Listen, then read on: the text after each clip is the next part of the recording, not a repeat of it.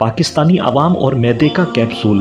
پاکستان کے سرکاری ہسپتالوں کے آؤٹ ڈور میں روزانہ ہزاروں مریض آتے ہیں، مگر دلچسپ اور افسوسناک حقیقت یہ ہے کہ ان میں سے بہت سے لوگ اپنی بیماری کی مکمل تشخیص یا علاج کروانے نہیں آتے۔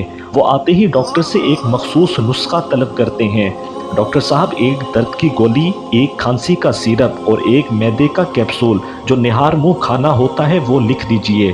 یہ رویہ ایک قومی مزاج بن چکا ہے: خود ساختہ تشخیص اور خود ساختہ علاج۔ اومیپرازول یا دیگر کیپسول آج پاکستان کی ایک بڑی آبادی روزانہ کی بنیاد پر استعمال کر رہی ہے، یا یوں کہیے عادت کے طور پر کھا رہی ہے، جبکہ یہ دوائیاں مخصوص حالات مثلاً معدے کا السر، تیزابیت وغیرہ میں مفید ہیں، مگر ان کا بے دریغ استعمال نہ صرف فائدے سے خالی بلکہ نقصان دہ بھی ہے۔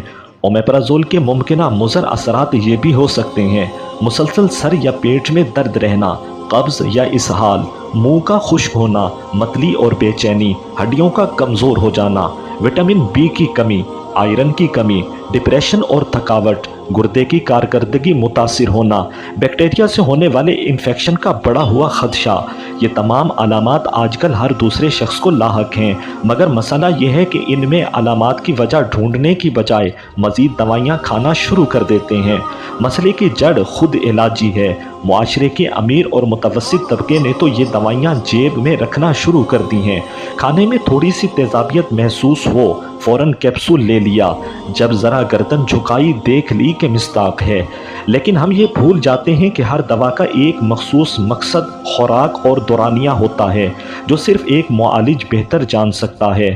دل، شوگر، جگر اور گردے کے مریضوں کے لیے یہ دوائیاں کسی زہر سے کم نہیں اگر غلط طریقے سے دی جائیں۔ ڈاکٹر گوگل سے پرہیز کریں۔ گوگل معلومات دیتا ہے، تشخیص نہیں۔ دوا کے نام، کمپنی، قیمت یا ریویوز پڑھنے سے یہ معلوم نہیں ہوتا کہ یہ دوا آپ کے جسم کے لیے صحیح ہے یا نہیں۔ صرف ڈاکٹر ہی یہ فیصلہ کر سکتا ہے۔ ایک قومی مہم کی ضرورت ہے۔ اب وقت آ گیا ہے کہ عوام کو شعور دیا جائے۔ ہر دوائی کا استعمال ڈاکٹر کی تجویز سے ہو۔ دوا کو سر درد، کھانسی یا معدہ جیسی چھوٹی علامات کے لیے عادتاً نہ بنایا جائے۔ متبادل طور پر غذا، ورزش اور طرز زندگی میں تبدیلی سے معدے کے 90% مسائل حل کیے جا سکتے ہیں۔ اپنا اور اپنے پیاروں کا خیال کریں۔ دوا کو نعمت بنائیں، زحمت نہیں۔